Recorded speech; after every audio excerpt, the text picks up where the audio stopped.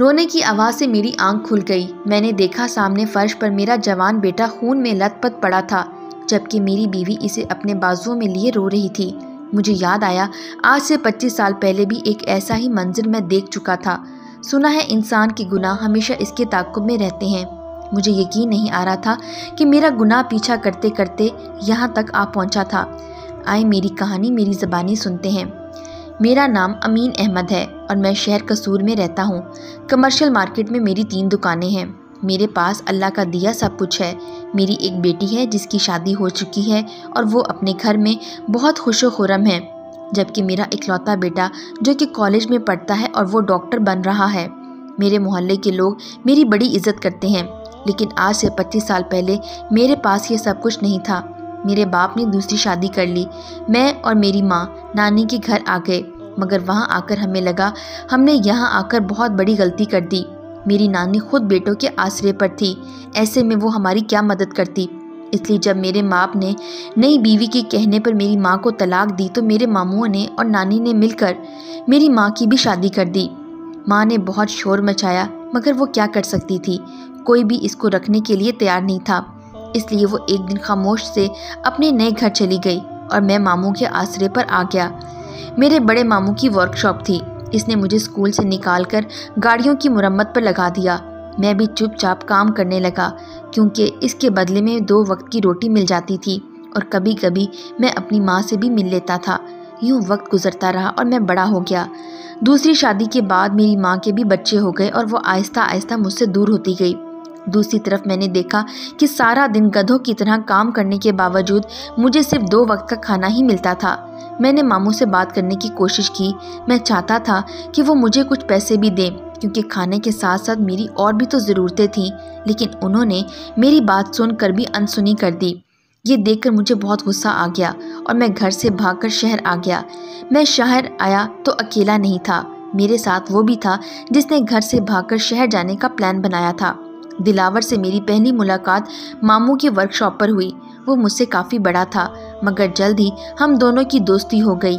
इसकी वजह शायद हम दोनों के एक जैसे हालात थे। इसके माँ बाप मर चुके थे, जबकि चाचा ने इसे स्कूल से निकालकर वर्कशॉप पर काम सीखने भेज दिया। इसका चाचा जुमेरात की शाम मामू के पास आता और इसकी सारी कमाई लेकर चला जाता।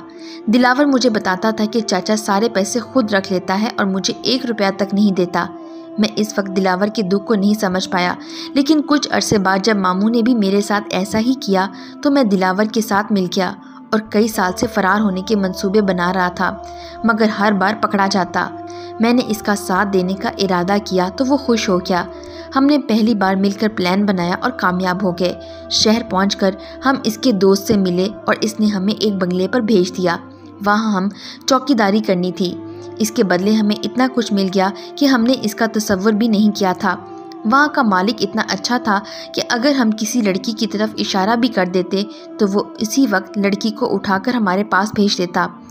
वहाँ हमने कई साल ऐश किए, लेकिन एक रोज़ हमारा मालिक किसी जुर्म में जेल चला गया। इसके जाने के 1 साल तक हम बंगले पर रहे, मगर आहिस्ता आहिस्ता सारे मज़े ख़त्म होते गए। मालिक के जाते ही सब खिसक गए, इनमें दिलावर और मैं भी था। हम दोनों वहाँ से भाग निकले। हमारे पास बहुत बड़ी रकम थी और हमने सोच लिया था कि अब बहुत आवारागर्दी कर ली, अब वापस गांव चलते हैं और शादी करके पुरसुकून ज़िंदगी गुजारते हैं। मगर अभी हमारे नसीब में सुकून नहीं लिखा था। हम जिस गाड़ी में सवार होकर गांव जा रहे थे, इसमें एक ऐसा आदमी भी सवार हुआ जिसकी नज़र हमारे भरे हुए बैग पर थी। शायद वो कई दिन से हमारा ताक़ुब कर रहा था, इसलिए वो जानता था कि हमारा बैग नोटों से भरे हुए थे। वो हमारे साथ वाली सीट पर बैठ गया और इधर उधर की बातें करने लगा। हमने इसके साथ मिलकर अपनी पसंदीदा ब्रांड की सिगरेट पी, ताश की 2 बाजियाँ खेलीं और फिर आखिर में इसके साथ मिलकर खाना खाया। इसकी माँ ने ऐसा लजीज भिंडी गोश्त पकाया कि हम दोनों पर जैसे सुरूर छा गया। पता ही नहीं चला कि कब इसके साथ बातें करते करते वहीं रेलगाड़ी पर सीट पर ढेर हो गए। उठे तो पता चला कि हम दोनों दिन दिहाड़े लुट चुके थे। इसने भिंडी गोश्त में कुछ ऐसा मिलाया था कि खाते ही हम बेहोश हो गए और वो हमारी कमाई लेकर उड़न छू हो गया।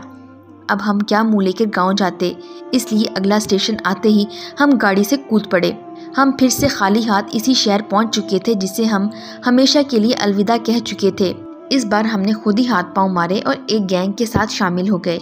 ये गैंग बच्चों को अगवा करता और तावान की रकम लेकर इन्हें छोड़ देता। हमने दिन रात कमाना शुरू कर दिया। हम चाहते थे कि जल्द अज जल्द फिर से इतना पैसा कमाकर गांव चले जाएं, मगर इस बार हमारा मालिक बड़ा ही लालची और कमीना था। हमसे बड़े बड़े काम करवाकर खुद लाखों में खेल रहा था और हम बेचारे छोटी सी रकम के लिए अपनी जान की बाजी लगा देते। इस गैंग में एक और भी आदमी शामिल था जो बिल्कुल हमारी तरह सोचता था। इस दिन इसने हमारे सामने एक तजवीज़ रखी कि हम इस गैंग से अलग होकर अपना धंधा शुरू करते हैं। हम भी इस मालिक से तंग थे, लिहाजा इसके साथ मिल गए, मगर यहाँ से निकलना इतना आसान नहीं था। जिस रात हमने यहाँ से जाने का प्लान बनाया, किसी ने हमारी मुखबरी कर दी और हम अगली सुबह हम जेल में थे। हमारी सारी ज़िंदगी जेल में सड़ती नज़र आई, मगर इस आदमी ने हमें यकीन दिलाया कि जेल से निकलना बहुत आसान है। वहाँ जेल में इसका एक वाकिफ़कार मौजूद था जिसने रातों रात हमें जेल से बाहर निकाल दिया। हमने बाहर निकलते ही सबसे पहले अपने मौसिन का काम किया और फिर अपना गैंग बना लिया। अब हम तीनों इसके लीडर थे। तावान की रकम हम तीनों में बराबर तकसीम हो जाती। हमारा धंधा शुरू हुआ और ऐसा शुरू हुआ कि हमने इस दौरान पीछे मुड़कर नहीं देखा। हमने धड़ाधड़ पैसे बनाए और बिलाखिर इतनी रकम जमा कर ली जितनी हम गांव जाते हुए लुटवा चुके थे। मगर इस बार हमारे पास पैसे ही नहीं थे, तजर्बा भी था।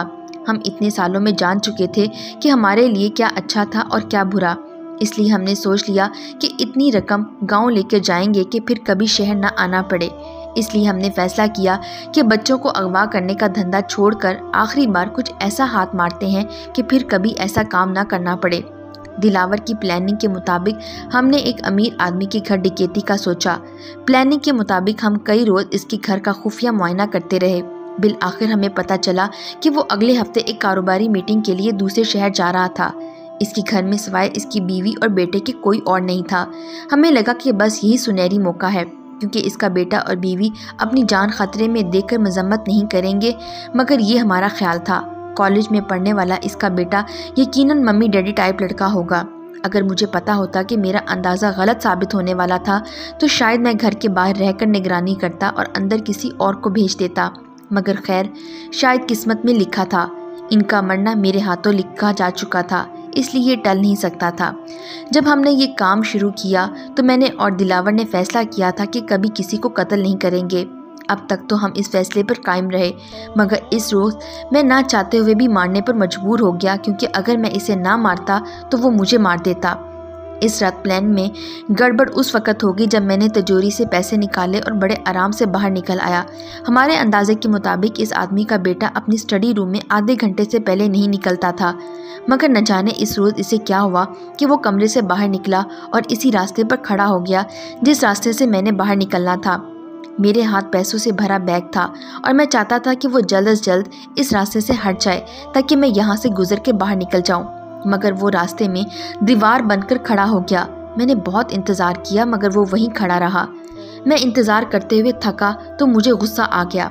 अगर मैं यहीं पे खड़ा रहा तो घर का कोई ना कोई मुलाजिम यहाँ आ जाता। ऐसे में मैं तो पकड़ता ही, साथ ही मेरे साथी भी पकड़े जाते। इसलिए मैंने पिस्तौल हाथ में पकड़ा और आहिस्ता आहिस्ता इसकी तरफ बढ़ने लगा। ये सब हमने प्लान नहीं किया था, मगर अब मुझे ही इस सूरत हाल को संभालना था।